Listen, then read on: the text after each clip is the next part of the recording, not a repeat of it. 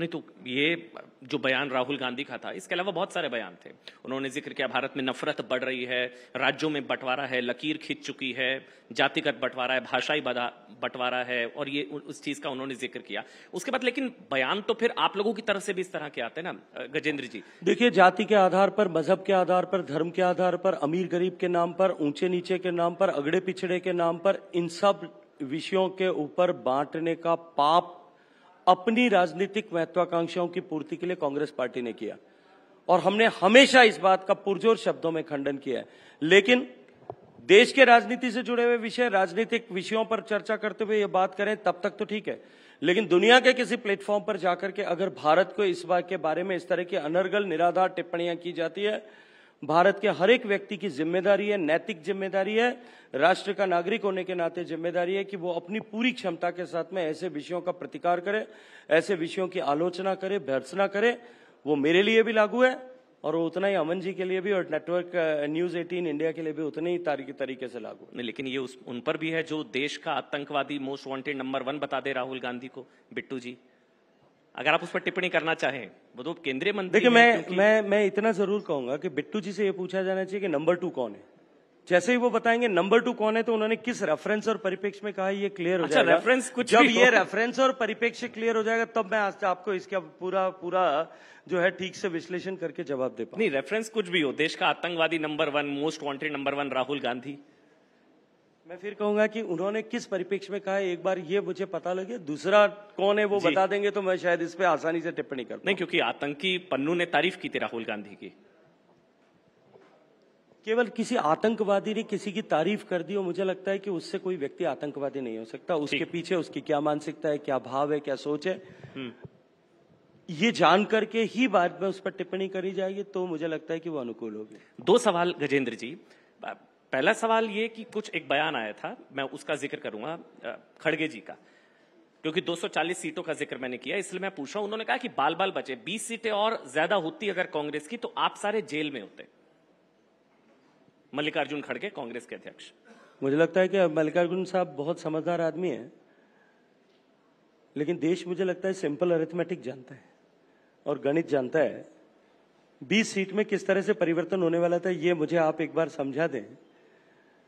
भारत की संसद में जितनी सीटों की आवश्यकता किसी एक दल को सरकार बनाने के लिए है, भारतीय जनता पार्टी की अकेली जितनी सीटें उतनी सब मिलाकर के उनकी पार्टियों की है, फिर भी वो इस तरह की गणित 20 सीट और 5 सीट की कर रहे हैं। ये उनकी मानसिकता को दिखाता है। मैं आपको इसका एक उदाहरण देना चाहता हूं।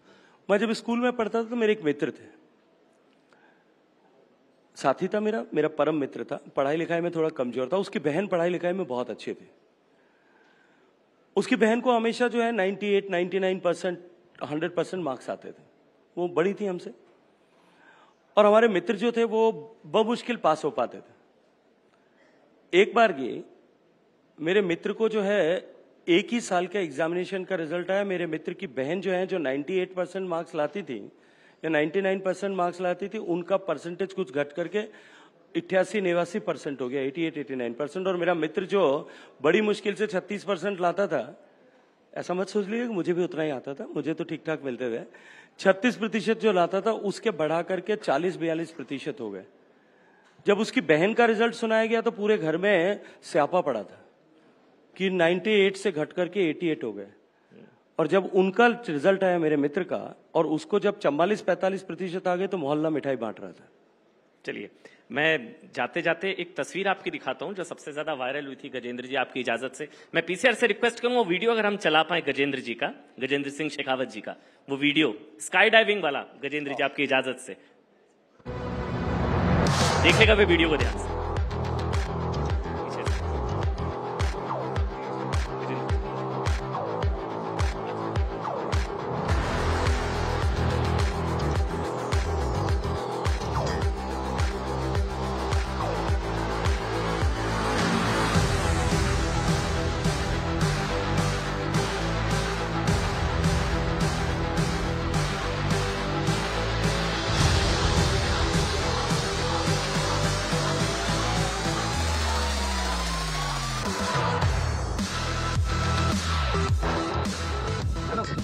And legs should go in my my legs and arch. And arch. Arch is this. Okay. Arch is this. है ना? Legs in between my legs, between my both legs, and you're trying to touch my hips. Okay. From your heel. And chin is up.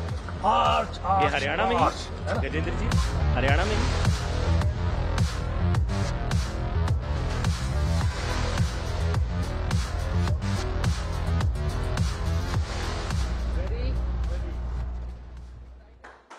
कैसा experience था? और landing ऐसी हरियाणा में भी हो जाएगी ना? बस एक आखिरी सवाल। देखिए, निश्चित रूप से भारत में एडवेंचर स्पोर्ट्स की दुनिया में अभी बहुत कम काम हुआ है।